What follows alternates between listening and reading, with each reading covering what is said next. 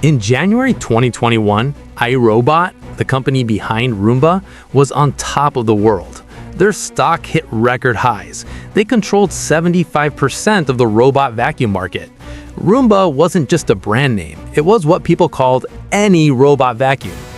Then, everything fell apart. Today, the stock trades below $5. On December 14th, they filed for bankruptcy. The company that invented the entire robot vacuum category is now basically dead. So what happened? How did a household name worth billions collapse in just a few years? Let me break down this disaster. The military origins. First, you need to know that iRobot didn't start making vacuums. They started making military robots. Founded in 1990 by 3 MIT roboticists, the company originally built tactical robots for the US Army. These were bomb disposal robots used in Iraq and Afghanistan, serious military equipment. But there was a problem. The military would only order a few units at a time. Sales volume was too low to cover the massive research and development costs. So in 2002, they made a pivot that changed everything. The Roomba revolution. They took the complex navigation algorithms from their military robots, stripped out the expensive sensors, added a vacuum motor, and created the Roomba. The idea was simple: a $200 robot that cleans your floors so you don't have to. Industry experts laughed. They thought it was a toy, but iRobot had identified something crucial. People absolutely hate vacuuming. By 2004, they'd sold 1 million units. By 2010, Roomba was a cultural icon, showing up in TV shows and becoming a household name. They'd literally created a new category of consumer electronics from nothing. The golden years. Between 2010 and 2016, iRobot was untouchable. In 2015, they released the Roomba 980, their first model with a camera and visual navigation. Instead of bouncing around randomly like earlier versions, it could actually see the room and clean in organized patterns. It became their best-selling model ever. Their business model had 3 key advantages. First, intellectual property. iRobot held over 1,500 patents covering everything about how robot vacuums worked. If competitors tried to enter the market, iRobot sued them into bankruptcy. This let them charge premium prices, $500 to $900, while keeping cheap knockoffs out. Second, brand dominance. When people thought robot vacuum, they thought Roomba. The brand was so strong, they spent less on marketing because the product basically sold itself. Third, data mapping. High-end Roombas were building detailed maps of your home. They knew your floor plan, furniture layout, room sizes. iRobot pitched this as the future of smart homes, houses that knew exactly what they look like inside. By 2017, iRobot commanded 62% of the global market. They were printing money. But that's when things started going wrong. The Chinese competition. Here's what killed iRobot. They got lazy. While they were busy enjoying high profit margins and suing competitors, the tech world was changing underneath them. Starting around 2016, Chinese companies like Roborock, Echovacs, and Dream entered the market. And these weren't cheap knockoffs, they were technologically superior. The key difference was navigation technology. iRobot had bet everything on camera-based navigation. It was smart, but it needed light to work and required heavy processing power. The Chinese competitors used LiDAR, laser navigation technology from self-driving cars. It worked better in the dark and mapped rooms instantly. And while iRobot was making small incremental updates, these companies were releasing robots that could vacuum and mop simultaneously, wash their own mops, and empty their own dustbins, all for $200 less than a Roomba. The Shark Attack. Then in 2017, Shark Ninja launched a robot vacuum that was good enough for half the price of a Roomba. iRobot sued them.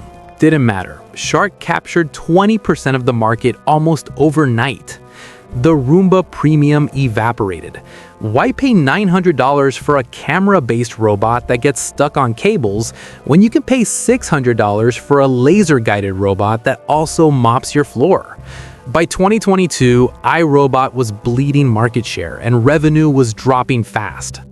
The Amazon deal. In August 2022, Amazon announced they'd buy iRobot for $1.7 billion. On paper, it looked perfect. Amazon wanted iRobot's home mapping data for their Alexa ecosystem. iRobot needed Amazon's money to compete with Chinese manufacturers. Stockholders celebrated. The stock shot up. It seemed like the perfect exit. iRobot would become another Amazon hardware division like Ring or Echo. But there was one massive problem: regulators. Regulatory hell. This wasn't 2010 anymore. Governments were terrified of big tech getting bigger. The FTC and European Commission launched huge investigations. Their concerns? Amazon might prioritize Roombas in search results and bury competitors. Amazon would know too much about the inside of people's homes. It would give Amazon too much power in the smart home market. The investigation dragged on for 18 agonizing months, and during that time, iRobot was stuck in limbo. They couldn't make big strategic moves because they were waiting to be bought. They couldn't slash prices to fight competitors because they had to protect margins for the deal. Meanwhile, Roborock and Ecovacs didn't have to wait. They kept flooding the market with better, cheaper products. iRobot's sales fell off a cliff. The deal dies. In January 2024, the European Commission signaled they'd block the deal.